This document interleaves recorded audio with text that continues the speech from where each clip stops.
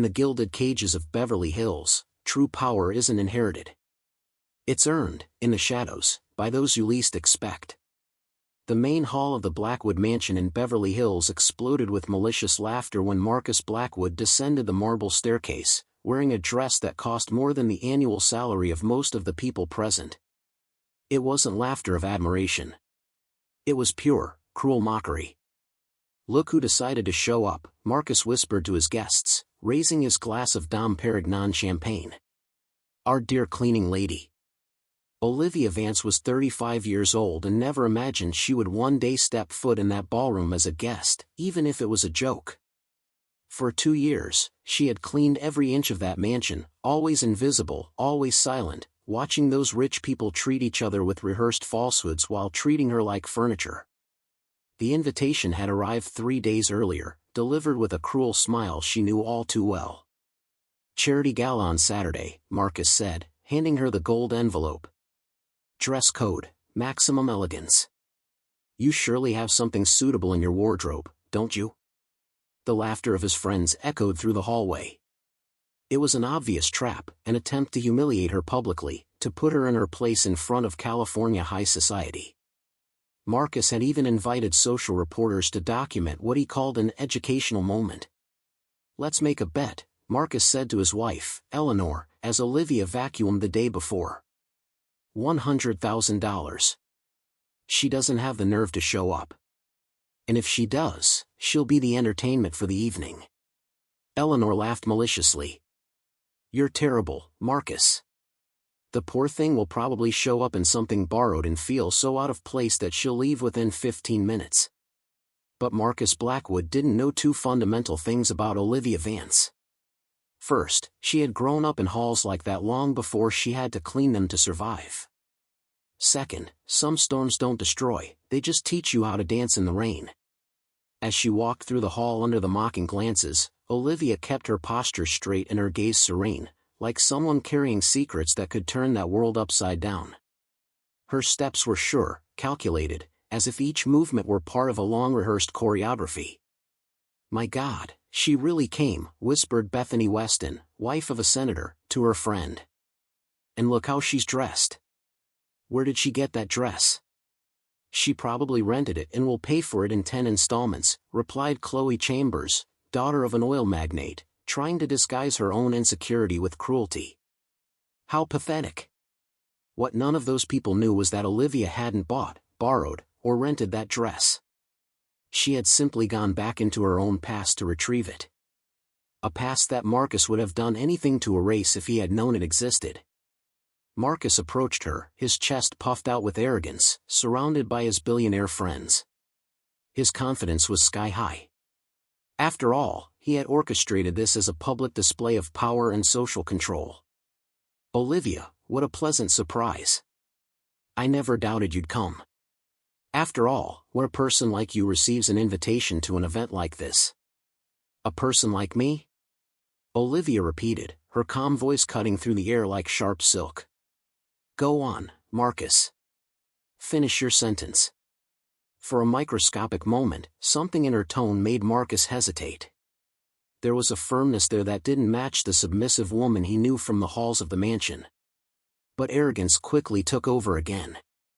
"Well, you know, someone who doesn't normally frequent this kind of environment. You must be feeling quite intimidated by all this elegance." Olivia smiled. Not a submissive or nervous smile, but something dangerously serene that made some nearby guests stop laughing instinctively. Intimidated, she repeated softly, her eyes meeting his with an intensity that made Marcus take a step back without realizing it. "No, Marcus. I'm feeling exactly where I've always belonged." The silence that followed lasted only a few seconds, but it was enough for the atmosphere of the party to change completely. There was something about the way Olivia spoke, the way she moved, the way she occupied the space, that defied all expectations those people had about who she should be. Marcus cleared his throat, trying to regain control of the situation. "Well, I hope you enjoy the evening. I'm sure it will be educational for you." "Oh, I'm sure it will be educational for all of us," Olivia replied, her gaze slowly sweeping over the group of guests as if cataloging each face for future use. If you're enjoying this story of twists and justice, don't forget to subscribe to the channel, because what those privileged people didn't know was that Olivia carried with her a secret so explosive that it would turn that night of planned humiliation into the greatest lesson on prejudice and underestimating people that Beverly Hills had ever witnessed. Marcus was having more fun than he had imagined. Olivia hadn't run away in embarrassment as he had expected. She remained there, with that strangely confident posture that was beginning to bother him in an inexplicable way. "Everyone," Marcus announced loudly, tapping a silver spoon against his crystal glass to get the attention of all the guests. "I'd like to introduce our special guest tonight, Olivia, our dedicated cleaning lady." Laughter echoed through the hall like cruel waves.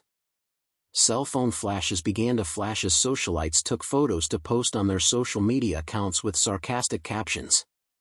"Marcus," Eleanor murmured beside him, feigning concern. "Don't you think you're being a little cruel?"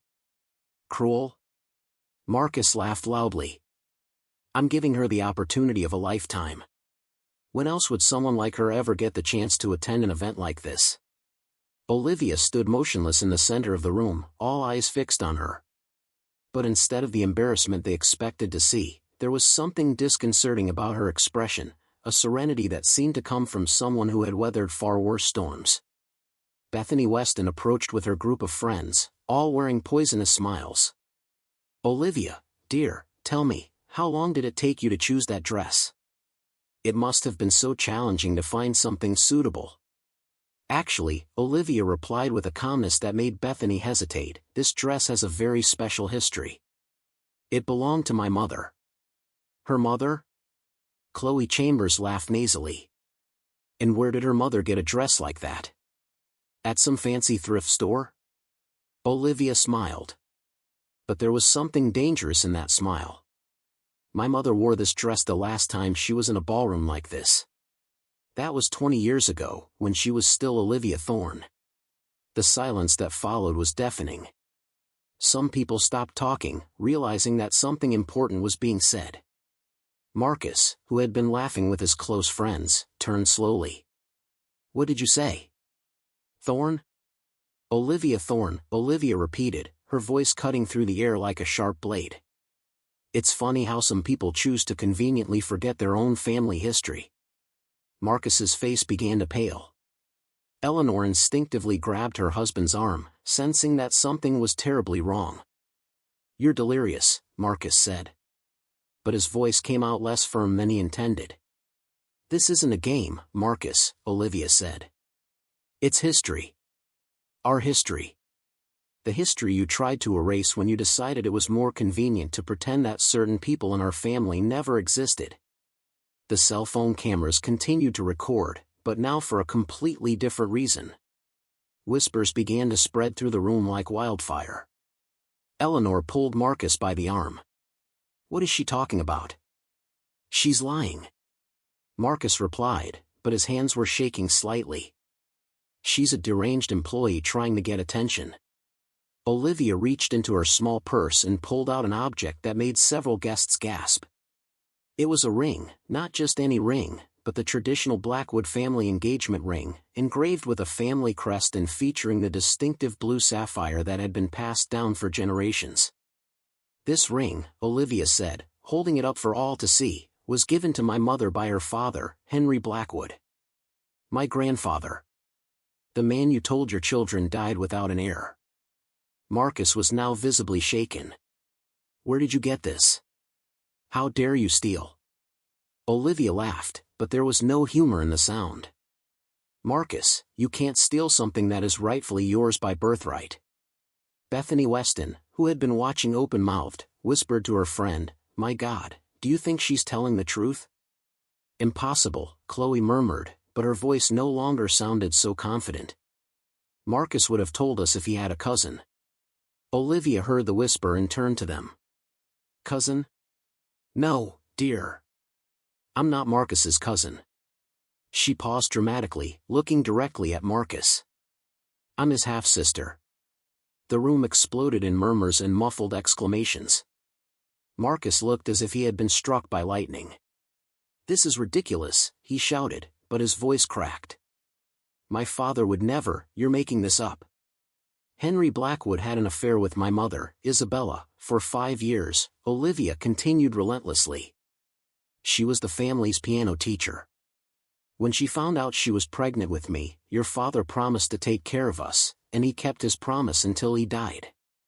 Eleanor now had one hand over her mouth, staring between Olivia and Marcus as if watching a car crash in slow motion. "You, Marcus," Olivia said, pointing directly at Marcus, "decided it would be easier to pretend we never existed.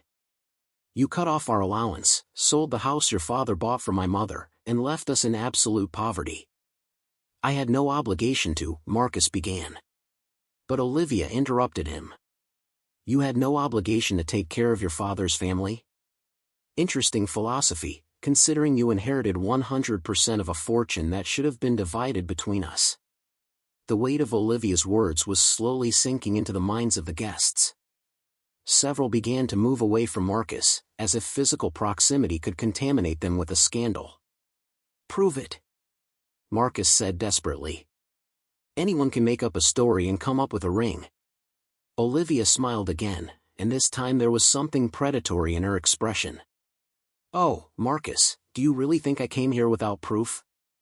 She took out her phone and motioned to someone near the entrance. "They can come in now." Each new humiliation of Marcus only fueled something inside Olivia that he couldn't understand, a silent force that grew in direct proportion to the injustice he tried to impose. What those privileged people didn't know was that every act of contempt was writing her own sentence.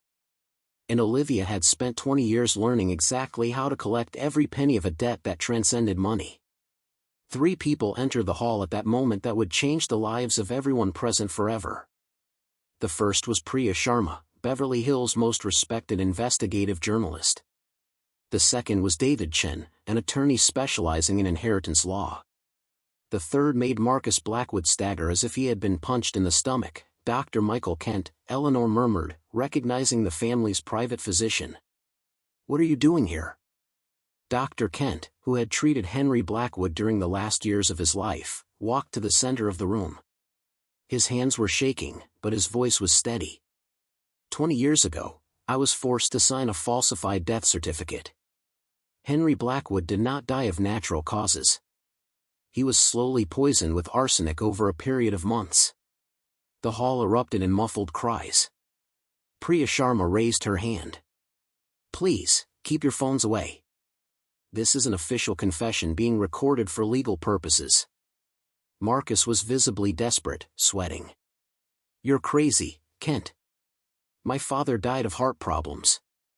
Your father found out about the money you'd been embezzling from the company for years," Dr. Kent continued relentlessly. "He had changed his will to include Olivia and was about to report you to the police when he began showing strange symptoms." Olivia remained silent, tears of relief in her eyes. Finally, after 20 years, someone was telling the truth. David Chen opened his briefcase and took out an official document. "This blood sample was tested last week by an independent laboratory. The arsenic levels were fatal." "You're making this up," Marcus shouted, but his voice was completely uncontrolled. "It's a conspiracy to ruin me." Priya Sharma stepped forward. "Mr. Blackwood, I have transcripts of 5 conversations you had with Dr. Kent between 2003 and 2004, where you threatened to ruin him professionally." Olivia finally spoke, her voice cutting through the chaos like a knife. "Marcus, you didn't just kill our father.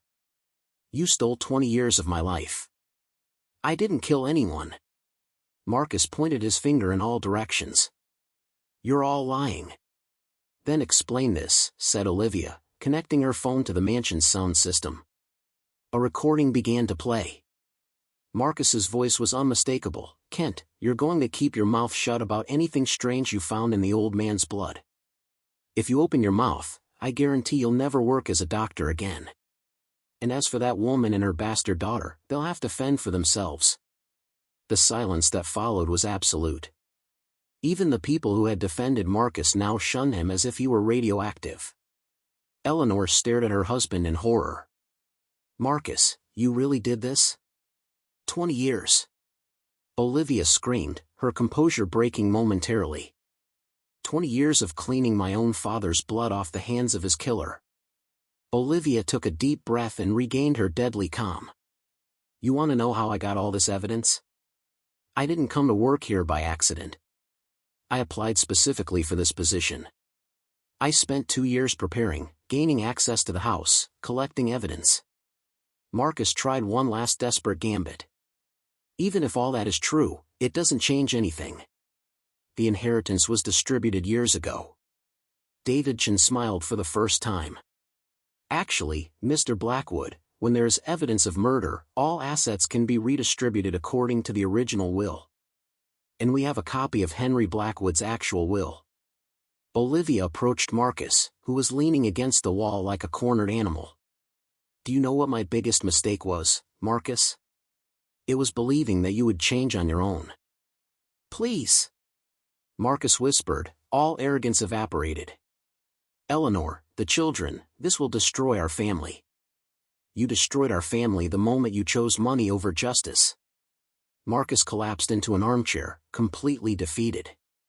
His transformation from arrogant millionaire to exposed criminal had taken less than 2 hours. Olivia looked at Marcus one last time. He was broken. But that was only the beginning.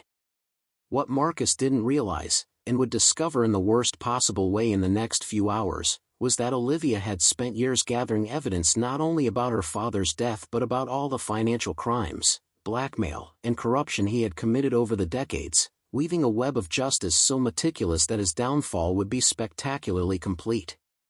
The next 2 hours turned the most exclusive gala in Beverly Hills into the biggest scandal California high society had ever witnessed live.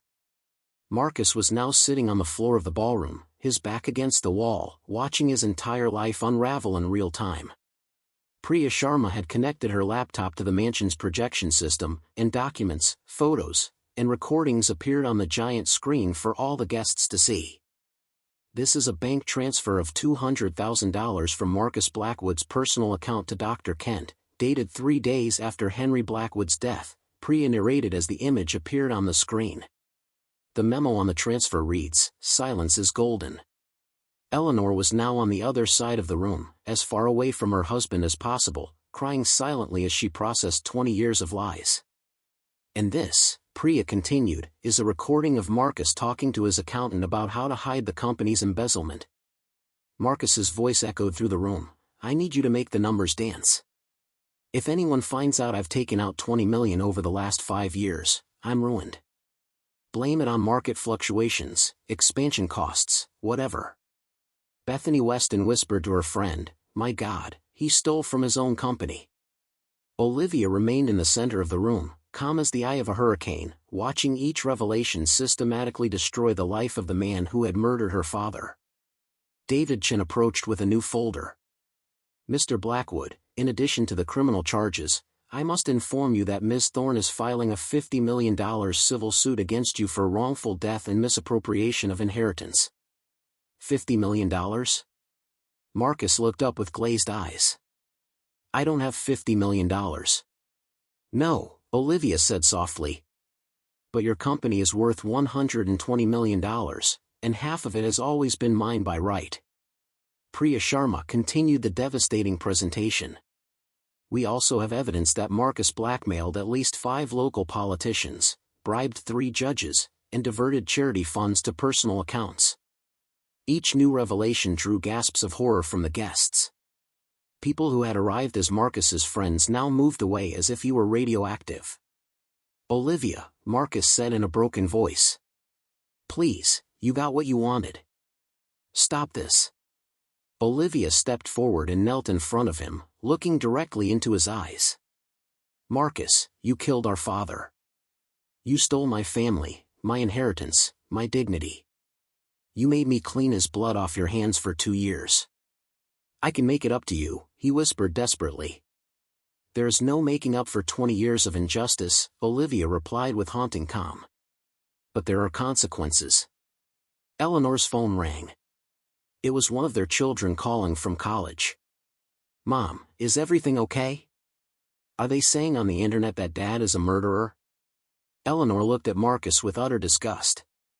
His own children are finding out what kind of monster you are on social media. Marcus tried to stand, but his legs gave way. Eleanor, please. The children. No. Eleanor screamed, silencing the entire room. You don't mention our children. You've shamed them forever. Dr. Kent approached Olivia. Miss Thorne, I must inform you that I have already contacted the police. Marcus will be arrested later today for murder, Olivia stated. Murder, fraud, blackmail, tax evasion. He will spend the rest of his life in prison. Olivia turned to the guests who watched her with a mixture of admiration and terror. I want everyone to understand one thing. I didn't do this for revenge. I did this for justice. For all the people who have been trampled on by men like Marcus Blackwood.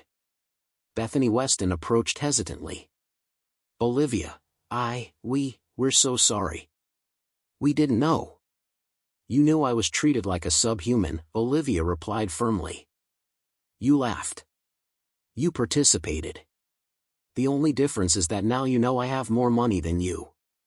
The sound of sirens began to echo from outside. The police had arrived. Marcus looked at Olivia one last time. You've destroyed my life. No, Olivia said, standing up with all her dignity. You destroyed your own life the moment you chose evil. I just made sure the truth came out. As the police officers entered to arrest Marcus, Olivia walked out onto the balcony. Outside, dozens of reporters were waiting, TV cameras, photographers, journalists. The story had already spread. Eleanor approached her on the balcony. Olivia, I really didn't know anything. I know, Olivia said gently. You were also a victim of his. What's going to happen now? Olivia looked out at the city sparkling below. Now, Eleanor, justice will finally be served. And maybe Beverly Hills will learn that class has nothing to do with a bank account.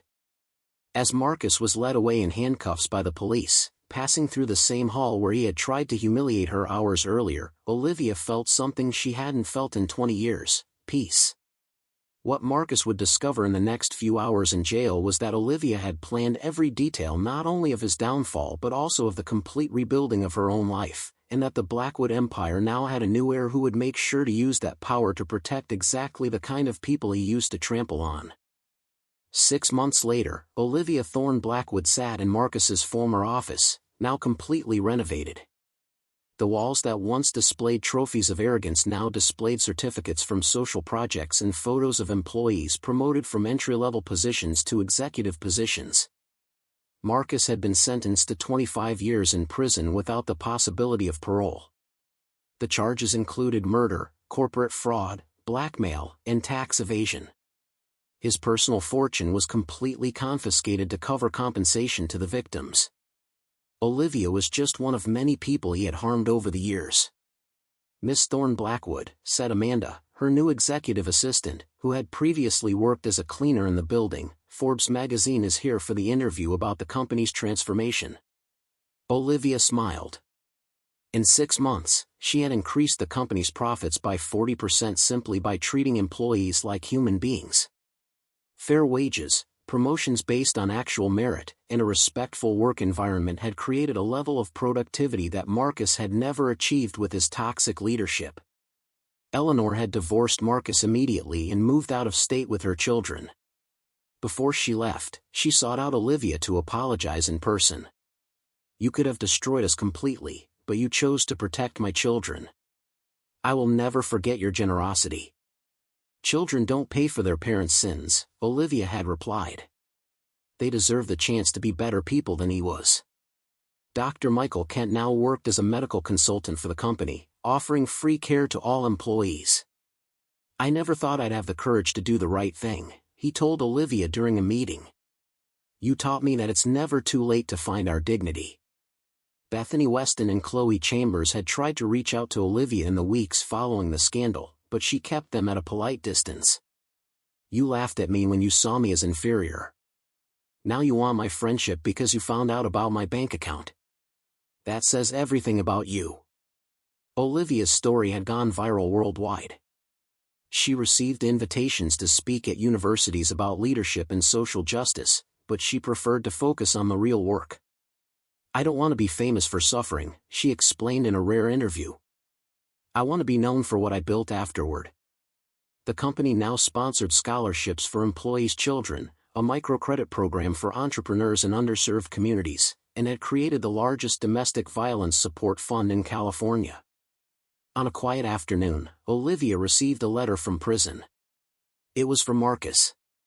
"Olivia, I know I don't deserve forgiveness, but I need you to know you taught me that the person I became was a monster. I spend every day trying to understand how I turned into someone capable of killing his own father for money. His children asked about you on their last visit. They want to meet the aunt who protected the family when their father failed." Olivia kept the letter without replying. Forgiveness was a personal journey, but justice had already been served. During the interview with Forbes, the journalist asked, "Some people say your revenge was too cruel. What do you say to that?" "Revenge would have been to do to him what he did to me," Olivia replied calmly. "Justice is ensuring that he pays for the crimes he committed and that other people don't suffer what I suffered. There's a fundamental difference between the two." "And what advice would you give to people facing similar injustices?" Olivia looked out the window, watching employees having lunch in the company garden that now offered them respect and dignity. "The best revenge is not to destroy those who have hurt you. It is to build something so great that the injustice you suffered becomes only the first chapter in a story of triumph." That night, Olivia returned home, no longer to the small apartment where she had nurtured her dreams of justice, but to a comfortable house where she had adopted 2 orphan children who, like her, needed a second chance at life. As she helped the girls with their homework, she thought of the father she had never really known, but whose blood ran through her veins. Henry Blackwood would be proud to see that his daughter not only recovered what was stolen from her, but turned a company built on exploitation into a symbol of opportunity and dignity. Olivia's real victory wasn't dethroning Marcus. It was proving that when you build power based on justice rather than fear, that power multiplies and benefits everyone around you. Marcus tried to humiliate a cleaning lady and ended up discovering that he had underestimated an heiress. More importantly, he discovered that dignity cannot be bought, inherited, or stolen. It is earned through the choices we make when no one is looking. If this story of justice touched your heart, subscribe to the channel for more stories that prove that good always wins when you have the right strategy, and that sometimes the most dangerous person in the room is the one everyone has chosen to ignore.